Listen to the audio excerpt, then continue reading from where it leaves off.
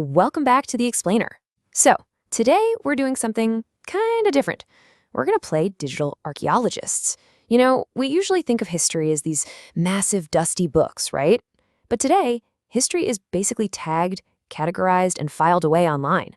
We're actually going to reconstruct a whole 16th century life using literally just one incredibly sparse digital archive. It is absolutely wild to see how simple digital metadata can paint this super vivid and honestly kind of tragic human portrait. So here's the challenge. We're looking at a Wikimedia Commons repository for a guy named Baz Bahadur. And get this, there are exactly 15 media files in the entire category. Literally just 15. That's the whole shebang. That's all we've got to piece together this guy's legacy. But as you'll see, when we actually unpack these file names and categories, it's not just dry data. It unfolds into this deeply dramatic, three-act tragedy of a ruler's life. Okay, let's dive right into this. Act 1, The Sovereign of Malwa. Right off the bat, before we even get into the artwork, the raw biographical metadata gives us a baseline. His primary name is Baz Bahadur, but check out this much grander title, Mian Bayezid Baz Bahadur Khan. His occupation, politician, and more specifically, sultan. And it lists his residence as the Baz Bahadur Mahal. So just from a few lines of code, basically, we get this picture of a major political player, a sovereign ruler who had a literal palace named after him. Being tagged under sultans and history of Madhya Pradesh, well, that firmly roots him as a regional powerhouse. But when exactly did he hold all this power? The archive broadly says 16th century, but there's one specific file named Sultan Baz Bahadur of Malwa R 1555-61 that really anchors our narrative. That little R dot is crucial. It tells us his time at the very top, running the Malwa Sultanate, was actually a super narrow window. We're talking just 6 years. And within that tiny window, we find some heavy-hitting evidence of his authority. Among our 15 files, we've got a coin of Baz Bahadur and silver coin of Baz Bahadur of Malwa. Now, why does that matter? Because you don't just get to mint your own silver currency unless you are the one pulling all the economic and political strings. This is hard, physical proof of his sovereignty. In Act I of our archive, make no mistake, Baz Bahadur is undeniably the king. But then, the historical data takes a really unexpected turn. Act 2, Romance and the Hunt. You'd think an archive of a sultan would be all, court scenes and treaties and stuff. Nope. His personal life totally hijacks the narrative. The metadata lists his spouse as Roopmati, or Rani Roopmati.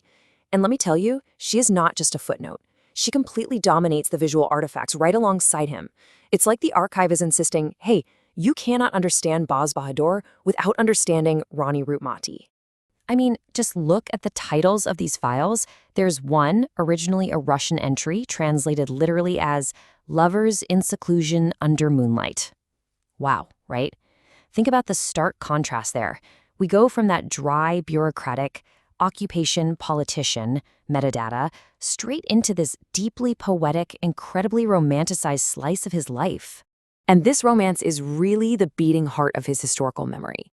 We have files from the Google Art Project and LACMA showing them constantly together doing stuff. Baz Bahadur and Roopmati hunting, Baz Bahadur and Roopmati riding on horses with attendants. The digital record doesn't care about him sitting on a throne. It remembers him out in the world, side by side with the woman he loved. It's honestly beautiful.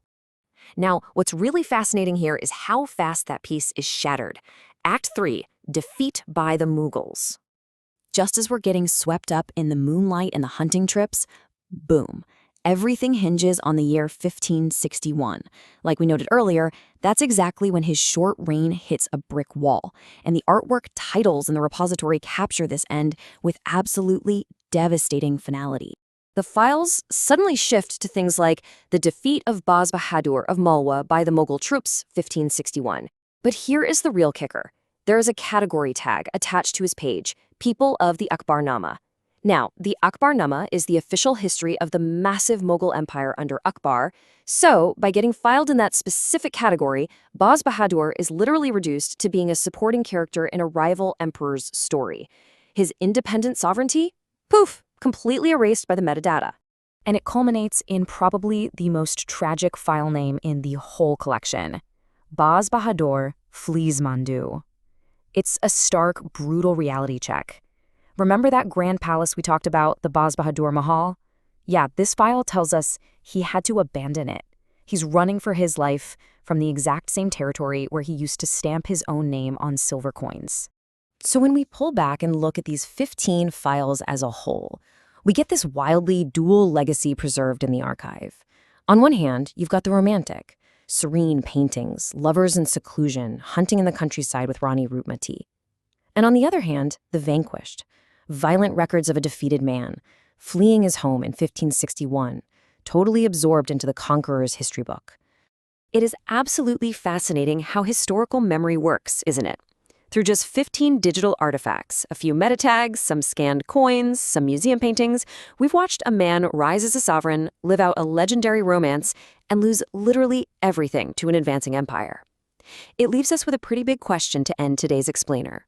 When your entire complex human life is ultimately boiled down to a handful of digital tags, how will history file you?